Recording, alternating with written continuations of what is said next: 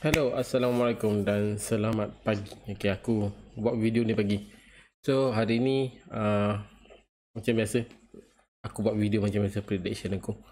So, kita dah lepas game week ke-14. Okay.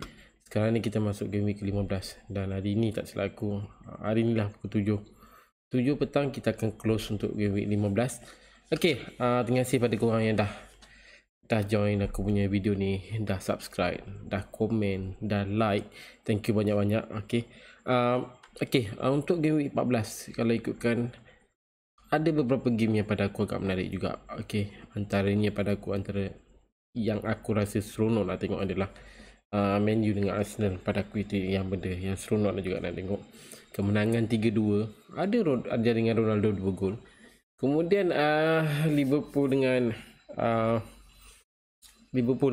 Everton. Kalau ikutkan game tu, pada aku sepatutnya game tu patutnya lebih menarik, tapi lebih daripada tu sebenarnya. Jaringan banyak daripada Liverpool, 4-1 pada aku agak tinggi juga sebenarnya.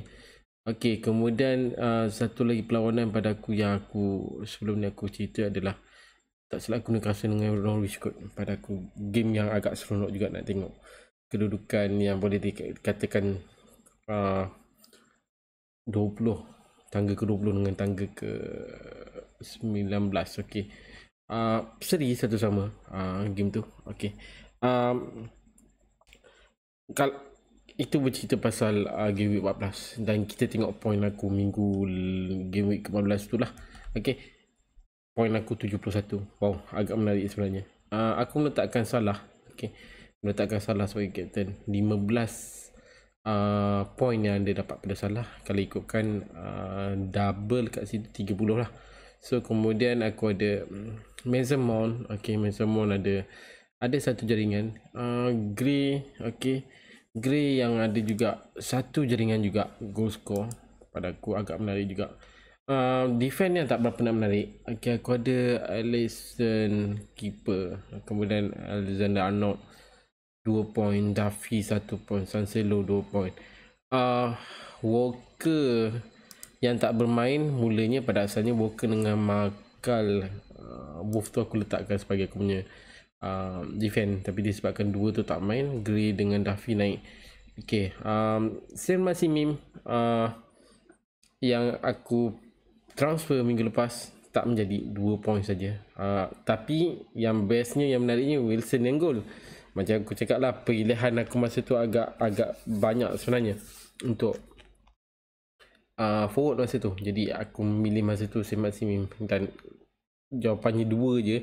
Kemudian aku ada Jesus. Jesus 5 point, cantik. Itu point aku 71. Dan aku, kalau ikutkan rank dalam Alasik, kalau boleh tengok 189, naik sekali lagi. Berwarna hijau. Itu agak menarik sangat sebenarnya. Overall rank kat sini 767, 337 daripada 846, 298. Alasik rank pun 219, aku naik ke 189. Wow, 1 2 3 4 4 minggu ni agak menarik sebenarnya. Berwarna hijau menarik sebenarnya.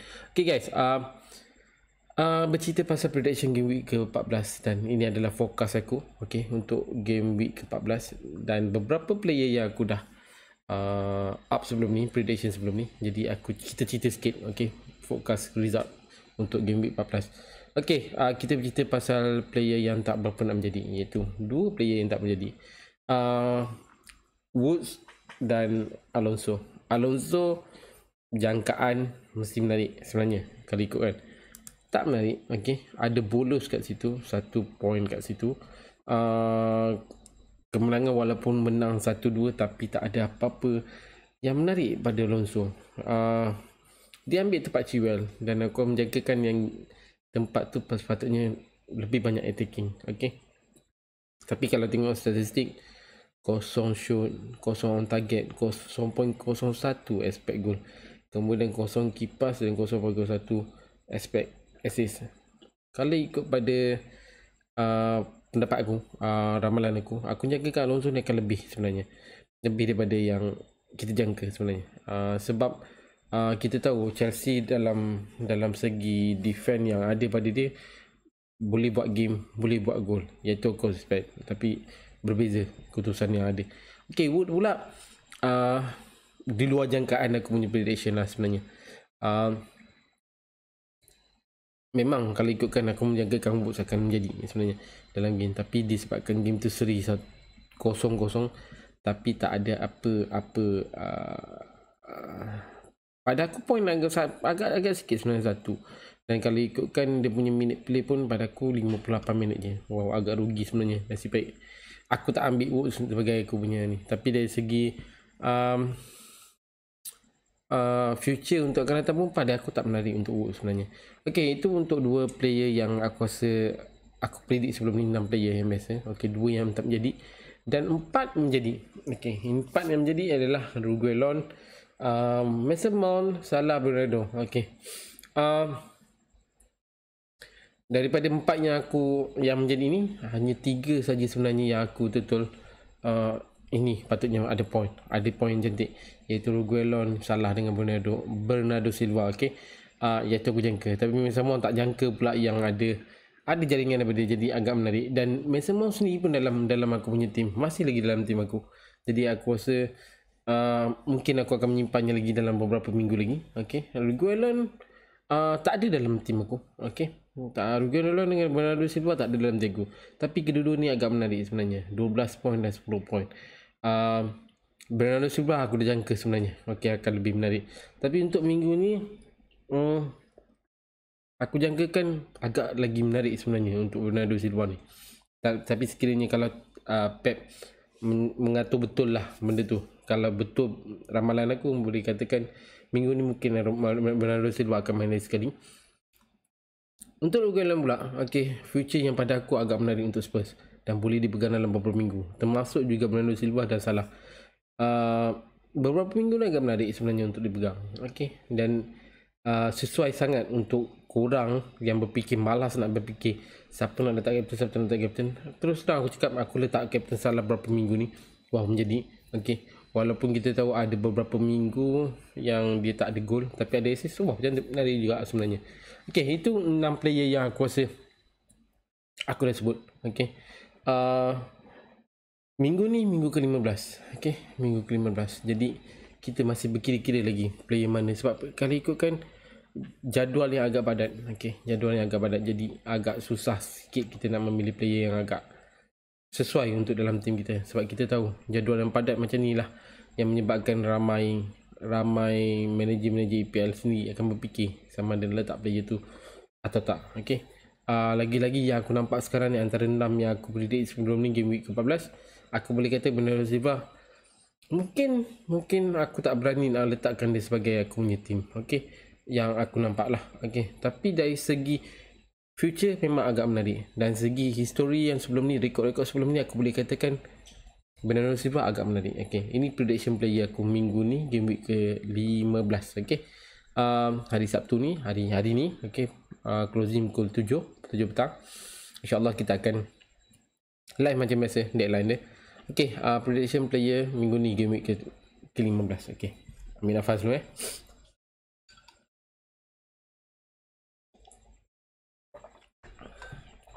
Okay, prediction player minggu ni, game week ke-15, ada beberapa player team, ada beberapa game yang pada aku agak menarik sebenarnya nak tengok.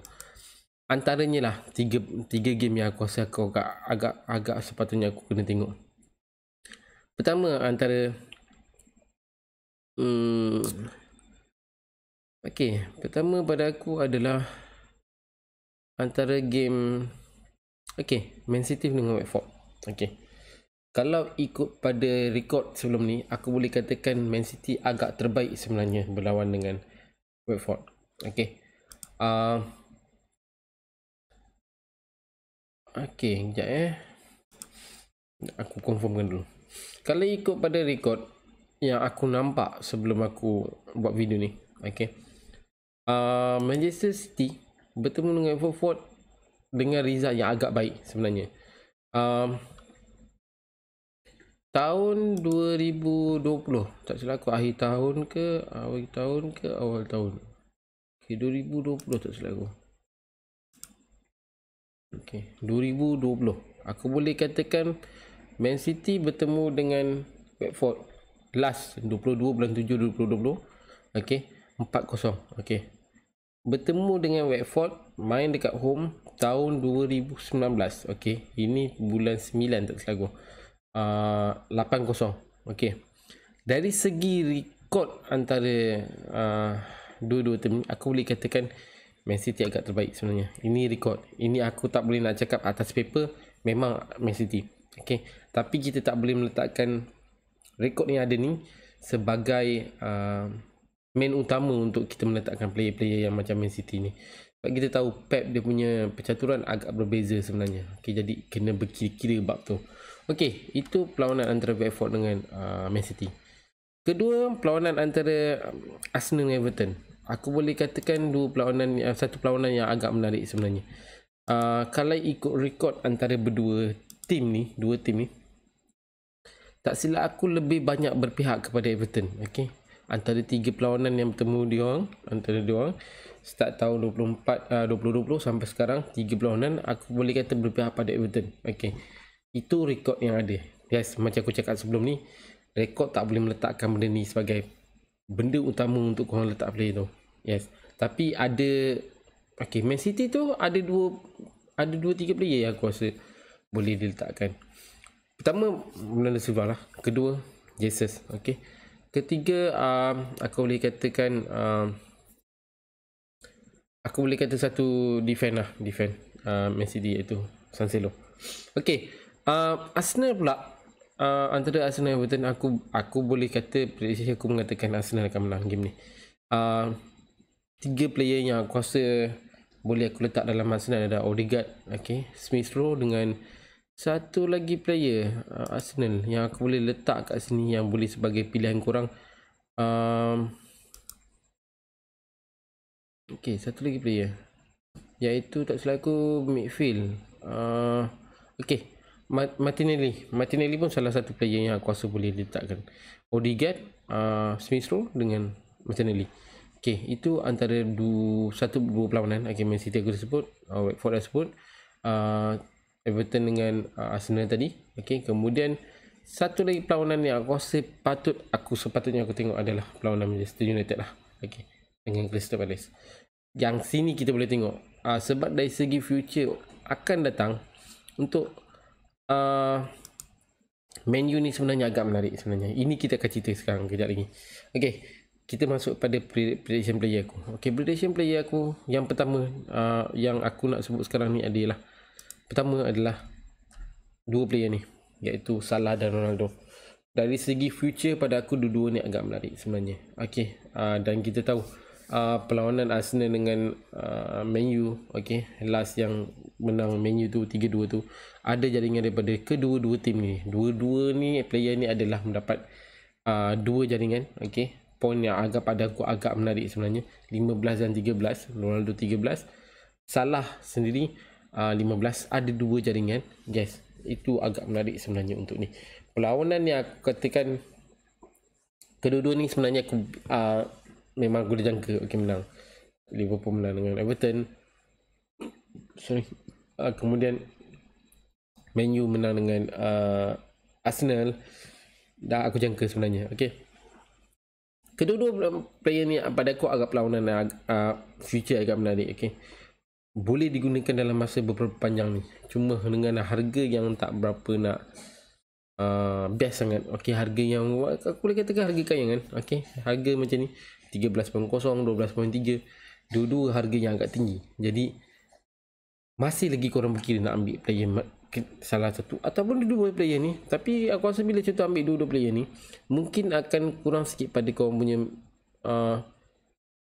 midfield dan kurang sikit pada korang punya defend. Jadi harus berfikir betul-betul. Okey, dan kita nampak kat sini beberapa seminggu ni boleh katakan yang defend untuk FPL boleh nampak sikit ada sedikit penurunan. Okey, jadi kita kena tunggu. Pada aku lebih nak tunggu lagi minggu ni, sama ada nak tengok sama ada defend boleh diguna pakai lagi atau tak. Okey, sebab kalau ikutkan aku dah nampak yang macam midfield akan lebih beralih sikit Okay, daripada kita defend, sebelum ni kita banyak kepada defend kan. Okay, fokus pada defend, kita fokus pada Arnold, kita fokus pada Walker, kita fokus pada Cancelo, Diaz, James, okay, Alonso. Okay, mungkin masuk minggu 15 ni atau selepas ni, kita boleh tengok sama ada beralih tak benda tu dari pemilihan kita defend ataupun kita pergi kepada ke midfield.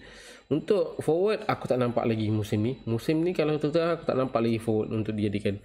Pada awal-awal dia, okay, masa tu ada Watkins, ada masa tu ada Antonio yang boleh kita pegang masa tu, Ings yang kita boleh pegang masa tu, okay, pada musim-musim. Sekarang musim awal ni, tapi untuk pertengahan ni aku boleh nampak yang macam ada peralihan sikit daripada defend kita beralih kepada midfield. Kita kena tunggu minggu ke-15 ni dulu baru kita boleh cakap benda ni. Okay, ini dua player yang aku sebut. Okay, player yang ketiga pada aku adalah masih aku letakkan Reguilon, okay, dalam list aku. Dari future pada aku agak menarik sebenarnya untuk Spurs. Sebenarnya daripada awal-awal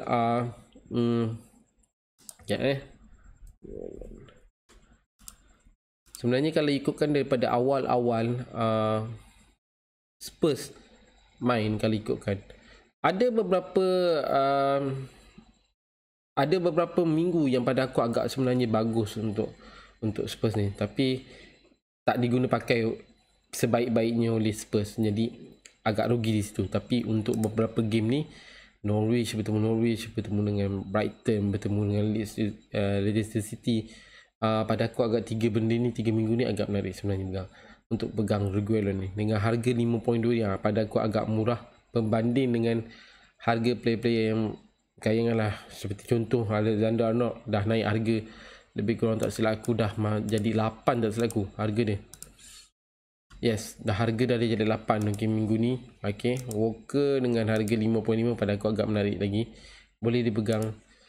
James, Cancelo dengan 6.4, 6.0, Langsung Rudiger sendiri pun dah naik ke 6 juga. So aku rasa ini adalah harga yang pada aku agak sesuai sebenarnya untuk kau dibeli Reguilon dengan harga macam ni.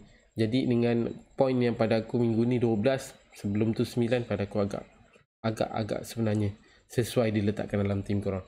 Okay, ini 3 player. Kita masuk dalam player yang ke 4 dan 5 aku. 4 dan 5 aku adalah Bernardo dengan Jesus. Kalau ikut pada macam aku cakap sebelum ni lah, dalam rekod antara bertemu Man City bertemu dengan Watford, aku boleh katakan result yang agak bagus sebenarnya atas paper.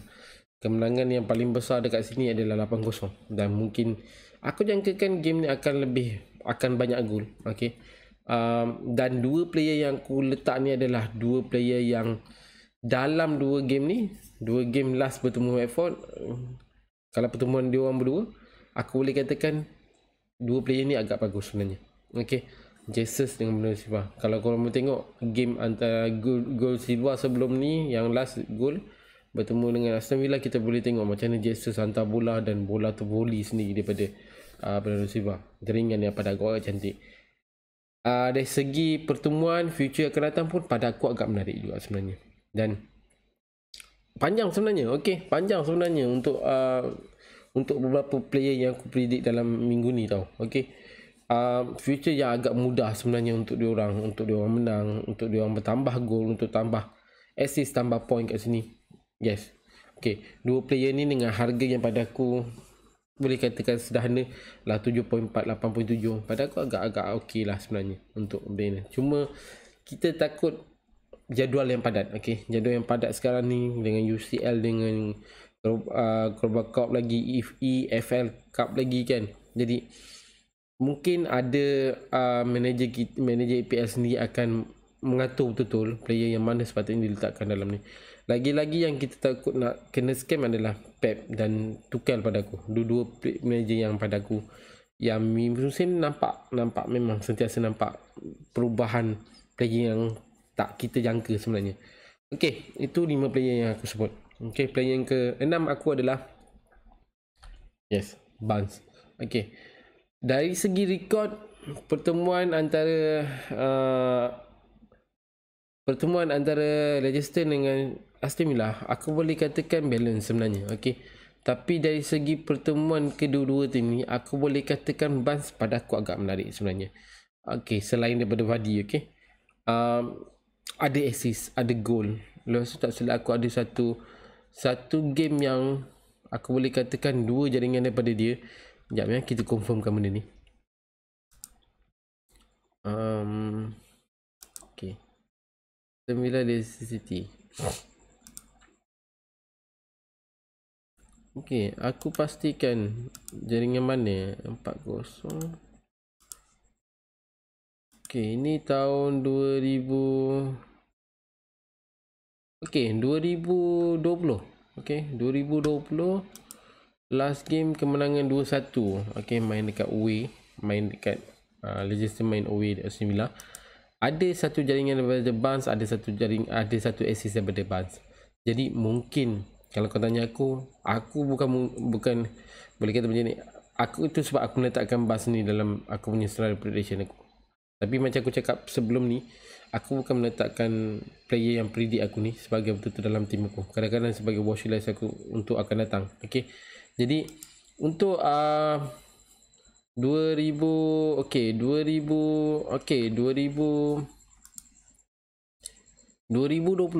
bulan 3, 10 bulan 3 ada jaringan daripada Barnes 2-0, ada jaringan daripada Barnes 2 dan jaringan daripada Vardy 2 juga. Jadi kalau kau tanya aku boleh katakan Barnes dengan Vardy adalah salah satu player yang aku boleh katakan rekod terbaik juga bertemu dengan Semilla. Tapi macam sebelum ni aku cakap, macam biasalah aku cakap, benda ni tak boleh nak cakap atas paper. Yes, atas paper ya, betul. Tapi dari segi rekod yang ada, aku tak boleh nak katakan yes korang kena ambil player ni, tak. Okay, tapi dari segi prediction aku mengatakan mungkin akan dapat lagi terbaik sebenarnya poin-poin kat sini. Mungkin ada jaringan, mungkin ada assist, mungkin macam regular, mungkin kalau kau tanya aku, benda ni pendapat tau. Okay, prediction. Jadi pendapat masing-masing dan kita orang boleh kata aku boleh teka siapa-siapa yang aku nak, siapa-siapa, tapi yang menjadi tak menjadi mungkin terletak pada performance player itu sendiri. Dan setiap pilihan player korang adalah pilihan terbaik. Jadi pilih yang terbaik dalam untuk minggu ni. Dan kalau kau tanya aku, pilihan captain masih lagi aku letakkan Salah minggu ni, ataupun mungkin aku letakkan Jesus ataupun Bernardo Silva dalam game ni. Okay guys, aku rasa itu saja untuk minggu ni, game week ke-15. Jadi gulak untuk game week ke-15. So terima kasih pada yang dah subscribe. Terima kasih pada yang dah subscribe. Terima kasih pada yang dah komen. Kita jumpa dalam next video. Assalamualaikum. Bye. Aku Amy.